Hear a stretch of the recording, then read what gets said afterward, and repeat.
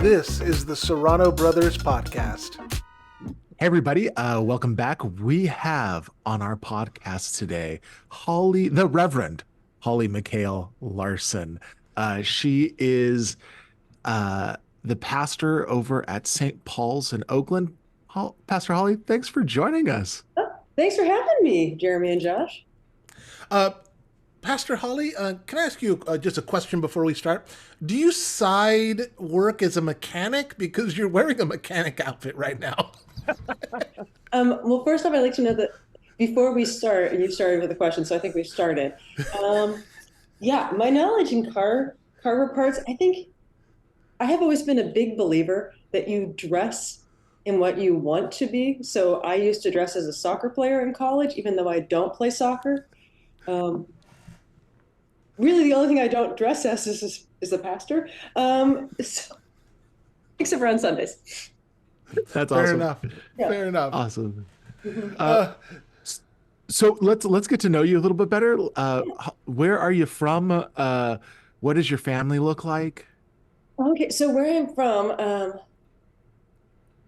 it depends on I'll just answer the truth today. My dad was in the Navy, so we moved around, not a lot, but so the main from is San Diego, because we would have gone to high school together. Did you not know that, Jeremy? I know. I would have been at Grossmont with you if we had stayed, but I went to Lemon Avenue. Okay. But so the main ones are San Diego, but then my parents, in seventh grade, we were living in Guam, but we moved to then Bothell, Washington, which is right by Seattle. It used to have cows, now it just has houses. And my parents still live in Bothell. So I probably would say I'm from the Northwest, but I've lived in California more years than anywhere else. And what does your family look like?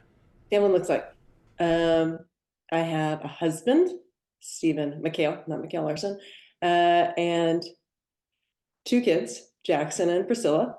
Then I have one dog, Bear, the love of my life. I have two cats. You were asking about family, so you're getting it all. Taco and Lupe, we're sisters. And then we have only one snake now. Did you have more snakes? Did you not hear? Oh, I mean, my kids had snakes. Rosie the snake died. We had a burial. Sorry to hear that. I'm not. I thought you were going to say, well, it got out and we just can't find it.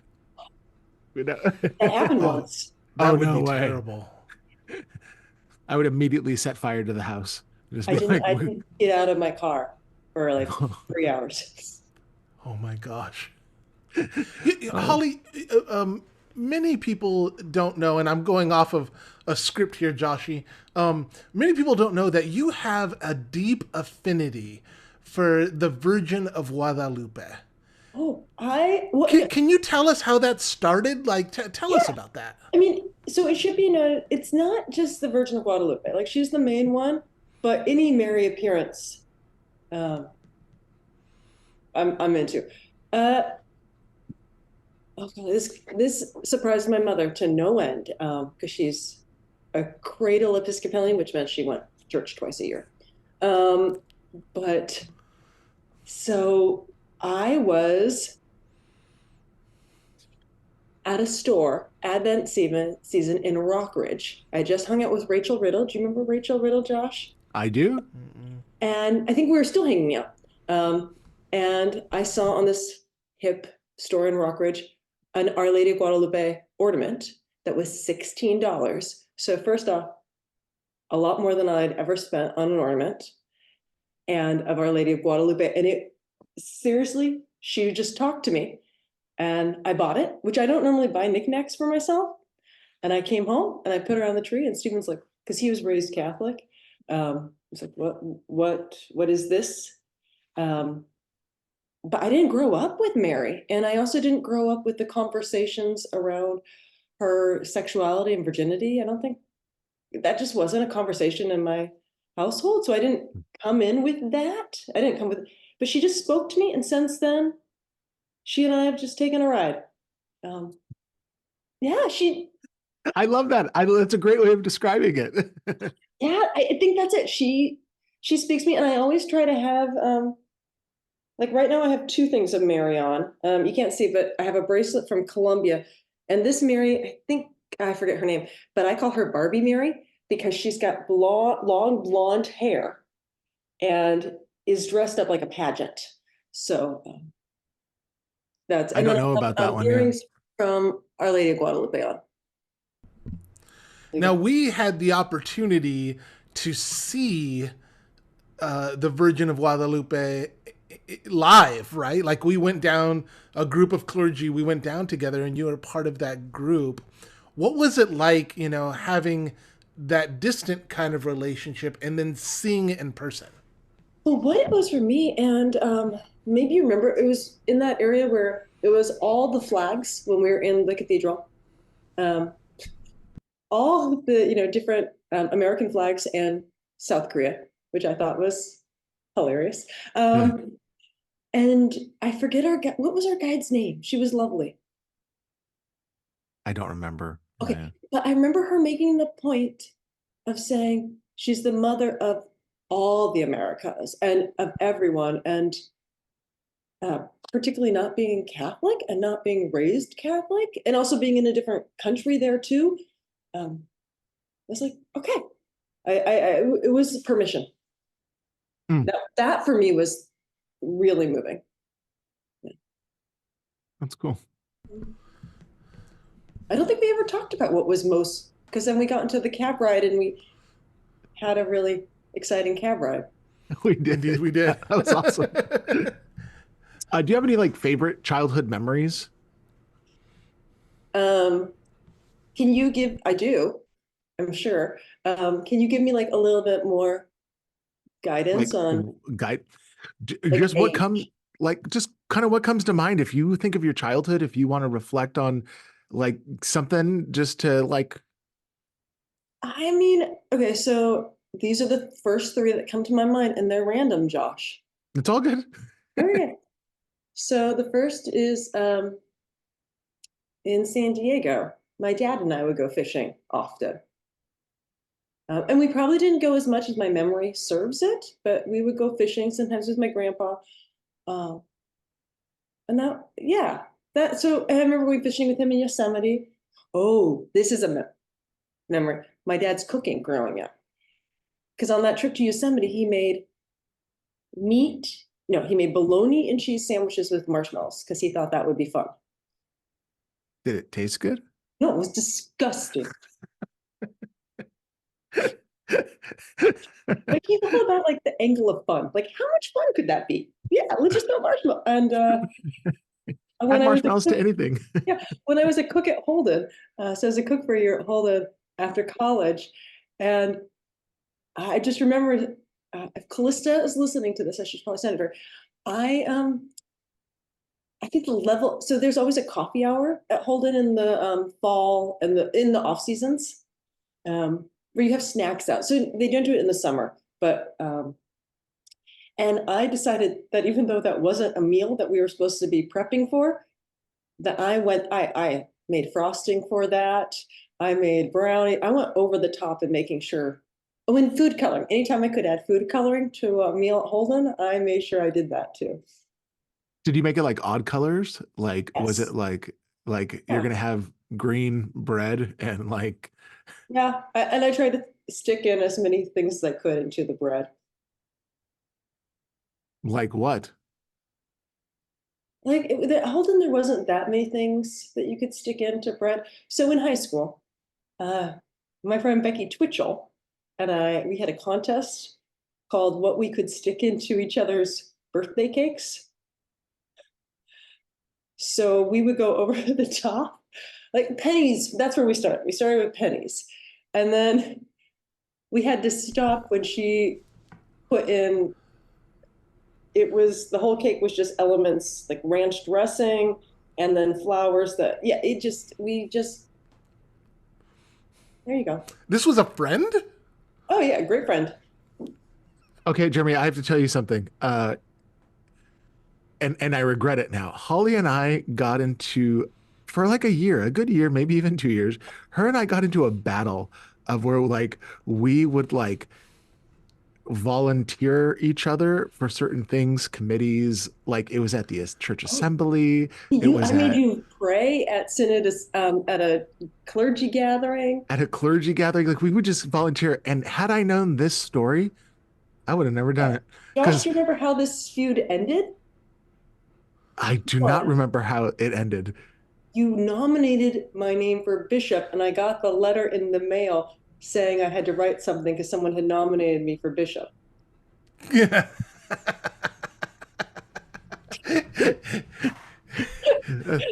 That's awesome. I know it was. I was like, I was laughing for days on that one. So what do you do outside of being a pastor? Well, mother, wife, family person, or no, family manager. Um, but I am getting to the point in life where like I can have little bits of hobbies. But I've always been a runner, and I took a little break from that injury. Turns out you need to stretch. Who knew? Um, Yeah, we're like not 20 anymore. You gotta prepare yourself. um, yeah. So, but new hobby. Well, and uh, I Steven's a big skier, so this isn't a new hobby, but I ski in the winter season. I really like that. I'm slowing down. But my new hobby is surfing. I'm not Sarah Pearson surfing ability. I am terrible, and this is so humbling. Getting a hobby at 45, I will never be good at this. I will always be the worst surfer out there, and I'm perfectly okay with that. Yeah, good for you. Yeah. That's so good to like think of hobbies that way. Like just do it because you love it, right? Like some people think that you got to take up something and you got to be so great at it, It's like do it because you love it. And so you saying that I just think is so great, Holly. I will never compete with the 19-year-old women or men or wherever who still have that don't need to stretch. Right. Holly, I believe so strongly in what you're saying right now. I do Brazilian jiu-jitsu, Yeah. right? And I've done it for, a while. And we had a kid in junior high, 14 years old, eighth grade, who after about 6 months is now giving me a run for my money. And I am having to really, really work hard to not let him beat me. And I'm thinking, oh, in another year, this kid is just gonna dominate me, and there's not gonna be anything I can do about it because I've started this in my 30s and not when I was a teenager, right? And so I was thinking this morning as I was walking into class, I was thinking, I do this because I love it, not because I'm any good at it.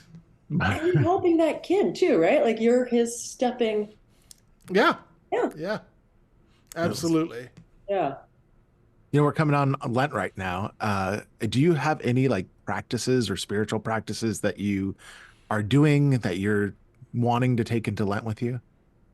Funny enough, one of my dear friends who was not that religious was like, Lent's coming up. Did you know that? And what are you doing? And I'm like, oh, Lent's coming up. Like I knew it from a daily work point of view, from my day that because I was bringing up laundry when I got this text. I'm like, oh, I forgot my day-to-day life. No, Josh, I have no practices.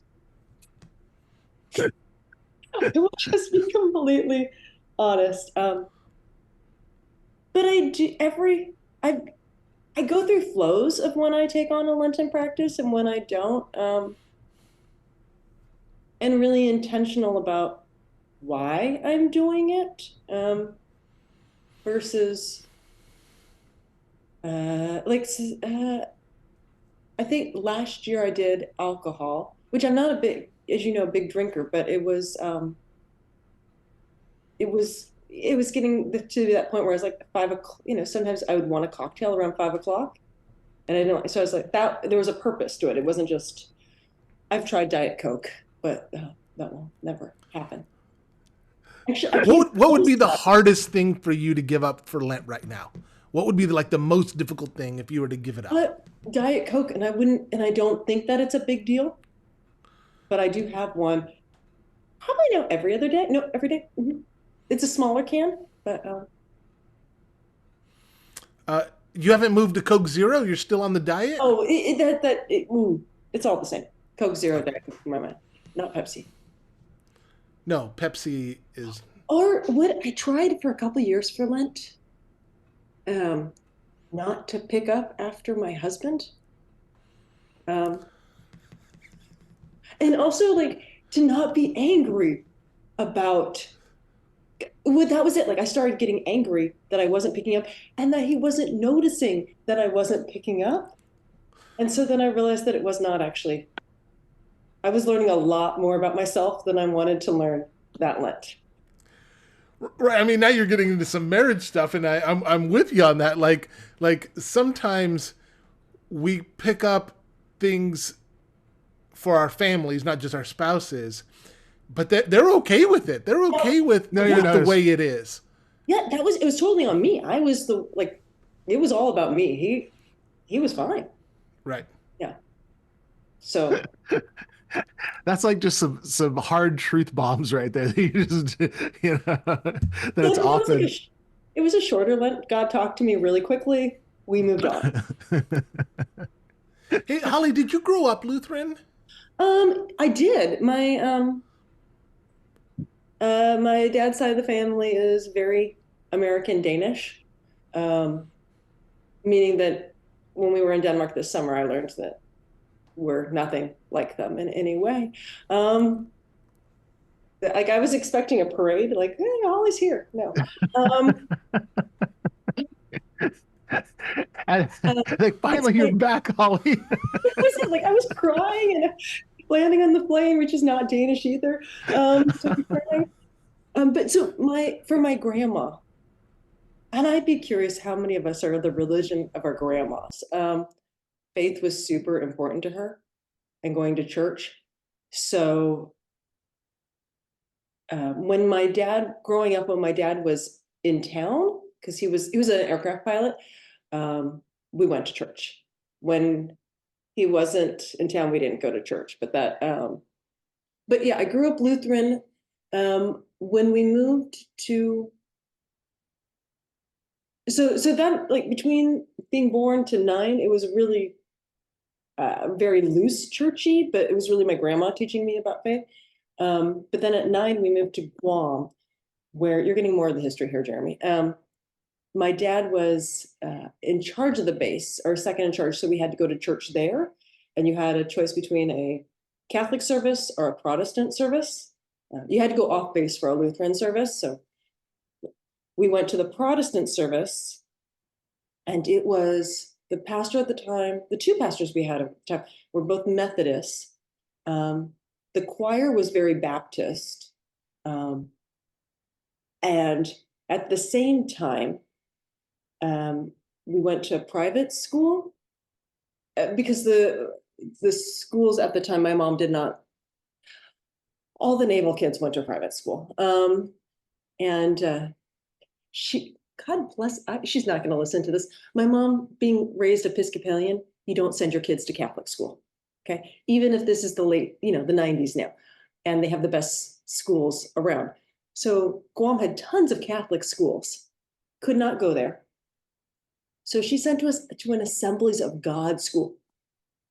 Oh, interesting. Yes. So 5th and 6th grade, I have that experience. At the same time, our church that we went to every year had a really strong Baptist, kind of Southern Methodist. So that's how I know my Bible and know my faith, is from that. And then we moved to Seattle and got involved in a Lutheran church. Do you think that upbringing affected your faith?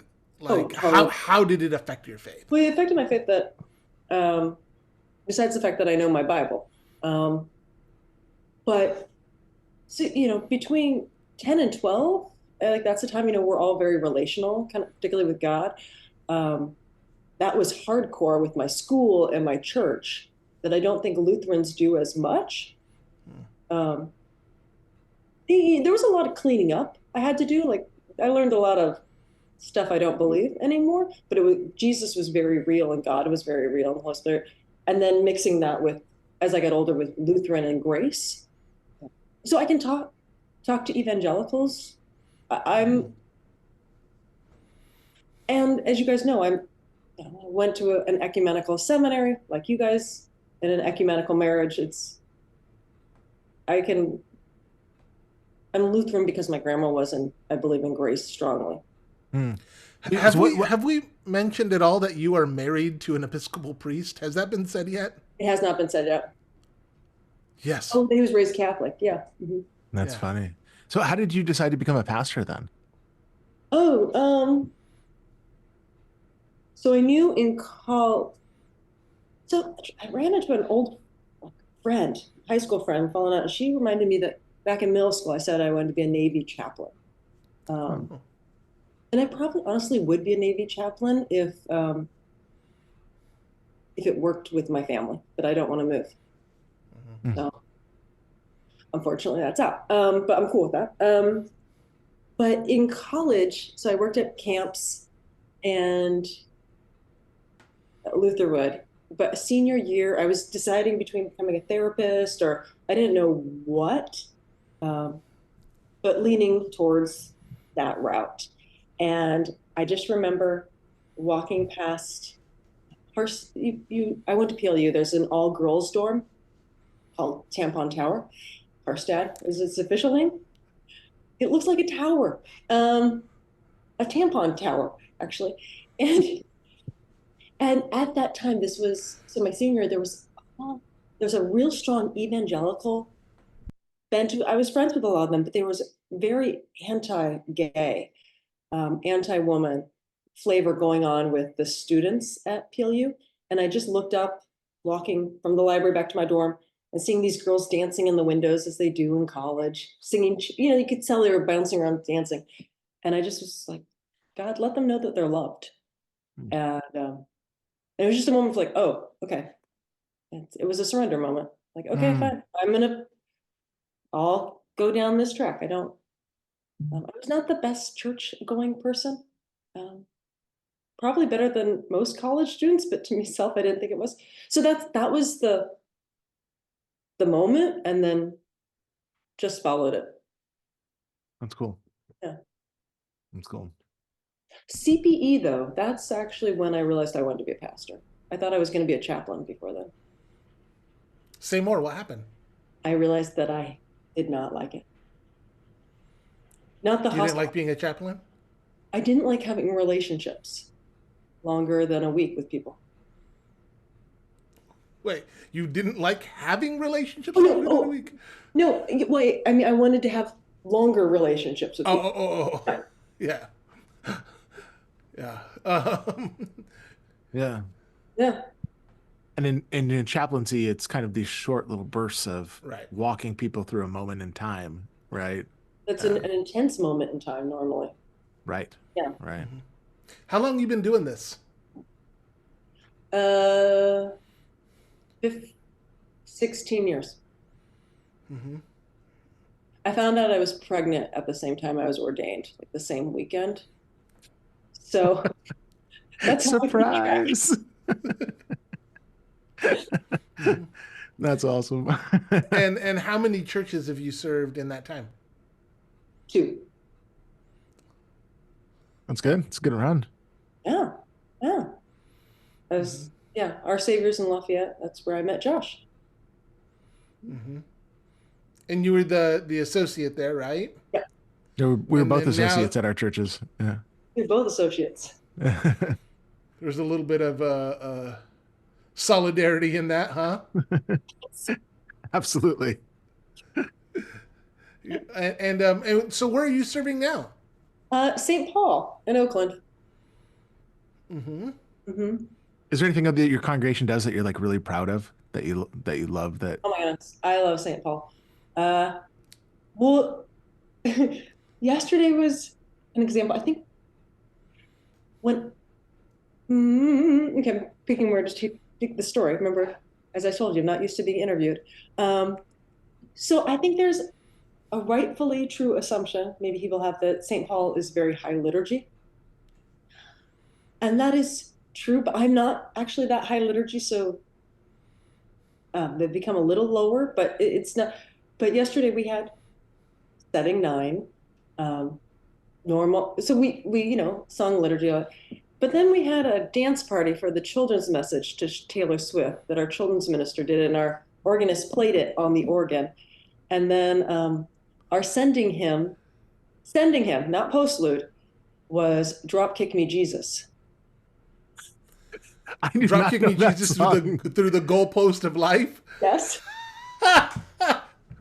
For Super Bowl Sunday. I love as it. we're like processing out with a cross. Have you never heard this song, Josh? No, but I wish I would, because I would totally put it in on Sunday. Super Bowl comes up every year, so Next year, funny. I'm totally going to use it. And your people have some comedy in them, don't they? They do. That's what I mean. Like I think a lot of folks think that St. Paul is. Well, actually, I don't think they do that. I mean, I don't know. I have no idea. I don't. They don't. We take worship. This is my little phrase for them. We take worship seriously, but we don't take ourselves seriously. They're. You never.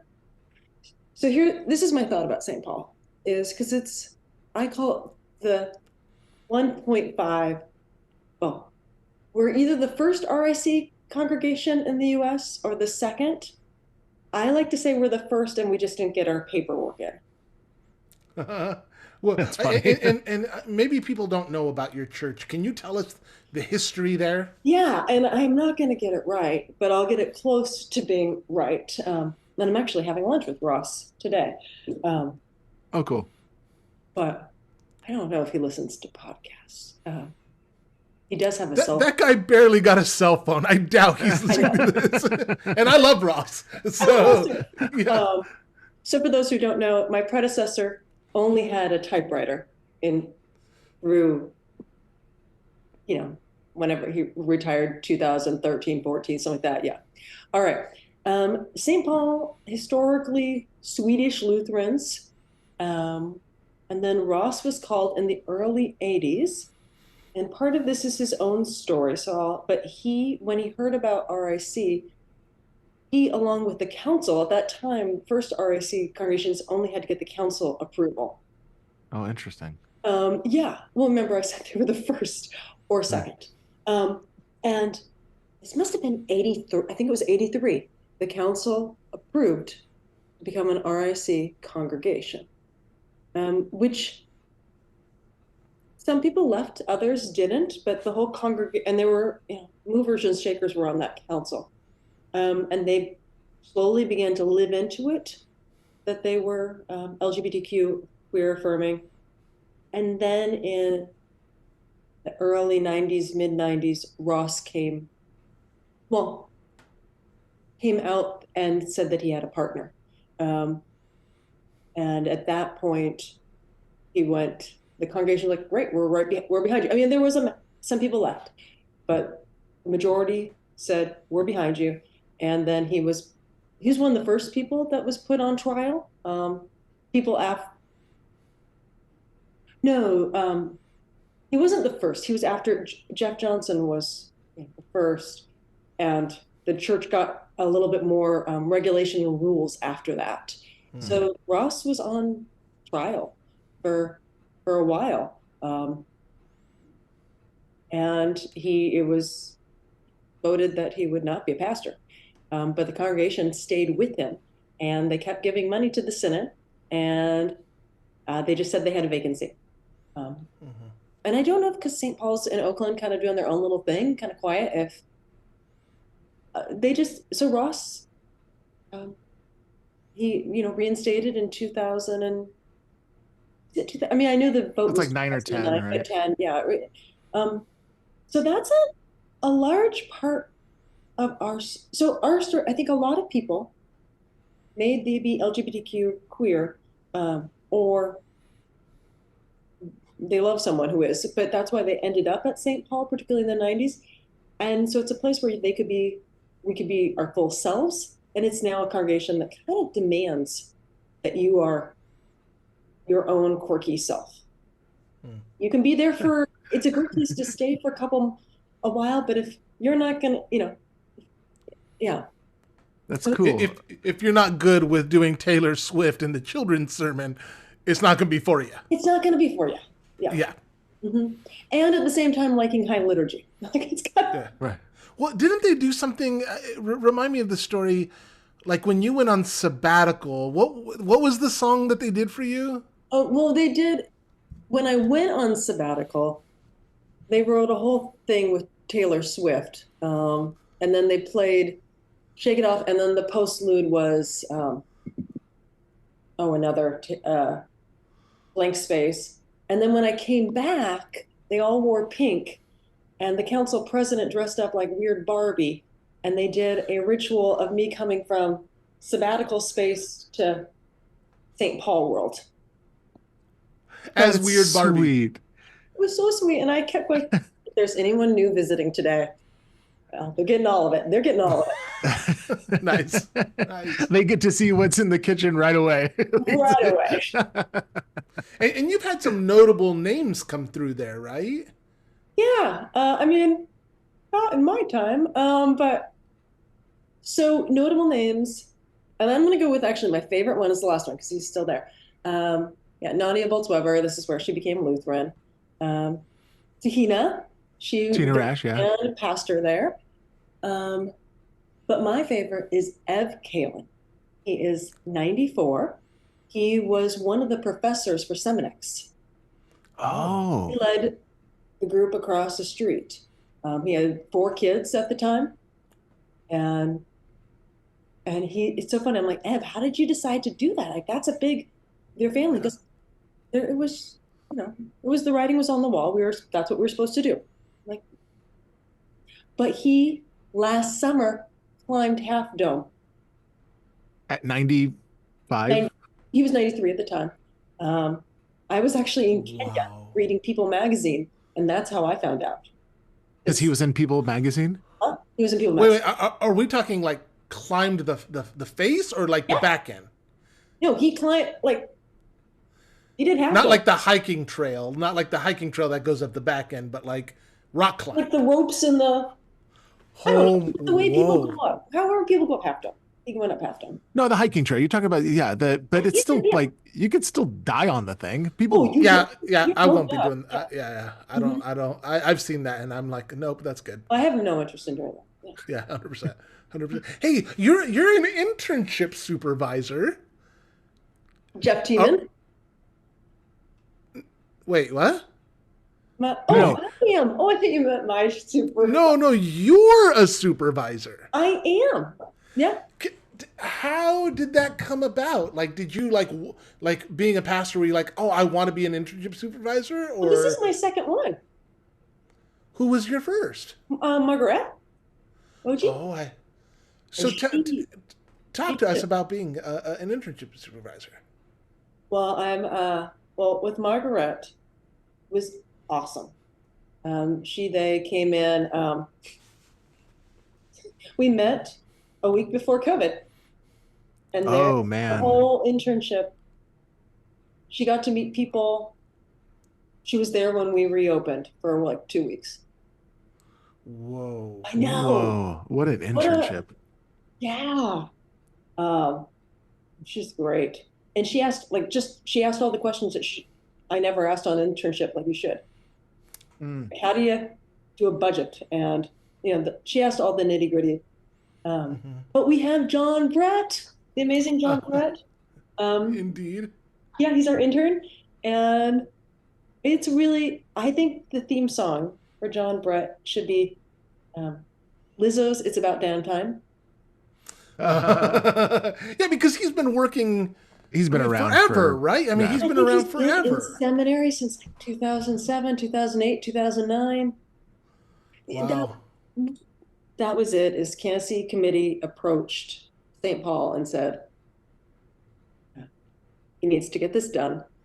And you're a congregation that would be flexible because he's part-time, flexible with this and has had interns and would probably would welcome all that John is. Yeah. Yeah. Yeah. Do you have like a philosophy of being an internship supervisor? Like, do you like ease them into it? Do you throw them right to the wolves, or to the, like The deep, just let's say the deep end, the Josh, deep not end? to the Yeah, wolves. sorry, not the wolves. So- I should have said that. I learned this from my internship. I was at St. Matthew for my internship, and they made it very clear to me in a positive way. Jeff Tiemann did, and the rest of the staff. You get a staff of, I don't know, 15, 10. They made it very clear to me that I was not needed. Like, they could survive just fine without me. I was there to learn, and they were going to teach me. So that's with both of my interns. I mean, we're on like week 2 with John. Clear, they're not there because we need an intern to get the work done. Right. We're there to teach them, and they're there to learn. So that's my big thing, is making sure that, like, this is about their education. But yeah. So how do you think you facilitate that? Like, what is it that you're trying, like, are there any like points that you're like, I want to make sure that in teaching my student, or, your intern, that they understand this, or they do this? Yeah, like, well, when Margaret was there was a funeral that came up. And so I put her on that, made sure she has that experience. Um, Involve them in worship planning, because they don't really get that as much I mean, I think they do in some, but not maybe congregational worship planning, budget. But the main thing, the first month or 2, is relationship building, getting to know everyone in the congregation and just getting to know the different ministries, which doesn't feel like they're doing anything, but they are. Yeah. Yeah. Right. And then I always make sure that I go on vacation sometimes, so that they are on. So, that's a great idea. Yeah. Nice. So that they are in charge that week or 2 weeks or whatever, right? Yeah. Mm-hmm. What a great, I think that's a great philosophy, to like but to be intentional in that way, of making sure that they get, you ease them into it, and then you're like, okay, now you gotta do what I do for a week or 2, Yeah. That's good. I like I that. don't really have a philosophy, Josh, but make sure that they learn as much as they, and I see them more as a colleague, particularly John. I mean, he has such a wealth of knowledge And experience. I and mean, experience. Yeah. right. Yeah. By the time and Margaret was she had already done classes. This was her last thing. So yeah, and we had a teaching parish in between. It was like, oh, this is a very different thing than an internship. Right. I'm doing I have a ministry and context student right now too. Yeah. I've never done this before. So like, I'm kind of figuring out, like, okay, how much, like, what do we do? It's not an internship, but you kind of letting them taste the waters a little bit and be involved and integrated into the life of the church. And at the same time, it's not an internship, Yeah. So, I'm figuring out ways to make that happen, And they have such a limited time that they're able to be there. Yeah. Right. Well, one of the questions that we ask all clergy people is, how do you explain what the gospel is to people?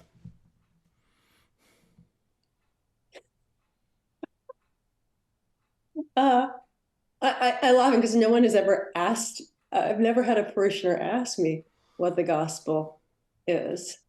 Not in a bad way, but that's just not a. So but I've explained it without using the word gospel.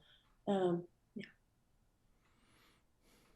Oh, Jeremy, caught me off guard with that one. We're going to get some theology from you, Holly. We got to get some theology here. All right. I mean, of course, it's the good news, but what does that mean? Right. What is the good news? The good news. I mean, for me, the good news is that we are loved unconditionally, just as we are. That's the basis. But then the gospel is also how to live in a purposeful way, even though there's no end goal. But yeah, it's knowing your love and then living out that love. I think that's solid. That's a solid answer. I'm here for it. I'm here for it. Good. Oh, it was going to be my answer even if you didn't think it was solid. So. Hey, is there anything else you want us to know about your ministry? I mean, they're awesome. I love them. Oh, this is a crazy thing that St. Paul does too. And I keep waiting for the feeding of 5,000 or 4,000 or whatever count sermon to come up. We had the most bizarre coffee hour I have ever experienced in a church. Say more. People just bring things, and you don't know who's going to bring anything. And all of a sudden, yesterday, there were these beautiful cupcakes that showed up, along with cookies and meat. People just bring food every week. It's not organized in any, and there's sometimes people bring extra, so we put it in the freezer. We always have like the hospitality committee puts out some little things, but yeah, like yesterday, the lead of the hospitality committee, 15 minutes before service goes, I'm a little nervous. There's not that much food. And then by the time we went on to coffee hour, plenty of food. So there's no like sign up. It's just like people just bring stuff.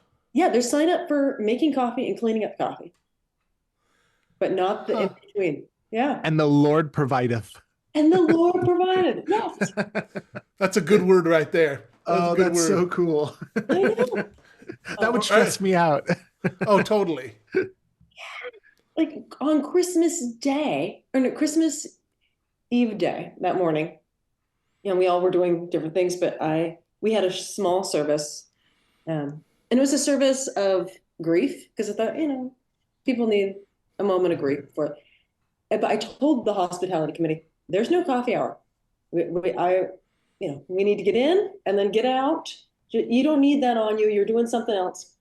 And right before service started, Augusto, you don't know him, he's in 5th grade. He came in with a 49ers sweater, Christmas sweater, with cupcakes, around 24 cupcakes he had just made. And he's never brought anything for coffee hour, but I just looked at, his name is Tim, who was doing the hospitality person there. I'm like, all right, there's coffee hour. We're doing coffee hours this morning. Amen. Amen to that. Well, all right, the way we like to close this is we ask the same questions of everybody, and they're kind of meant to be answered quickly, not really thought out. Just kind of the first thing that comes to mind. Are you ready for it? I am so ready. All right. Which food can you eat every day? I can eat chocolate. What's your favorite movie genre? I like I don't really watch movies. I was about to say romantic comedies, but I'm gonna say detective movies. I like detective movies. All right, what salty, sweet, or savory? Sweet. In addition to the Bible, if you were on a deserted island, what book would you bring with the you? Harry Potter series. Yeah. I listen to it as I've been running for the last 10 years nonstop. Oh, our Discovery of Witches. I really like that series, not the TV show. What fills your cup? What fills my cup? Alone time, running, and dance parties with my daughter. I have tons of, and cuddling with my dog. But my daughter and I have lots of dance parties. What depletes your cup? What? Oh, what depletes your cup? Too many administrative details. Just overly, and this is just all life.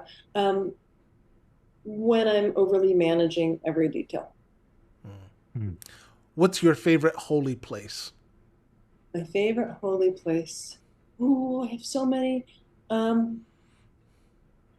Anywhere next to the ocean. So actually, I was about to say Holden. Holden definitely holds a place, but the beach off of Asilomar, but raging ocean water, crashing ocean water. What's one piece of good advice that you've been given? Uh, oh, I know this. This comes from Sam, my surf instructor. He would set me up to surf, and then he'd be like, "You got plenty of time. The wave's still coming in. You're still going to have to get up, but you got plenty of time to get ready." That's been my big takeaway in life last year. Got plenty of time. It'll still happen, so you got to be prepared. But you got plenty of time to get prepared. What does rest look like for you? Rest? Oh, I'm terrible at rest. And I don't mean like I'm doing it some big poor thing. I just can't sit still. Like I'm always folding laundry. So rest for me actually looks like getting out and going for a long walk. Mm. And on that last day when you enter heaven, what do you hope that God will say to you? Well done, faithful servant. And there's your grandma over there. Yeah. Everyone, this has been the Reverend Holly McHale Larsen. Thank you so much for joining us. Oh, thank you so much for having me. This has been the Serrano Brother Podcast. Thanks for listening.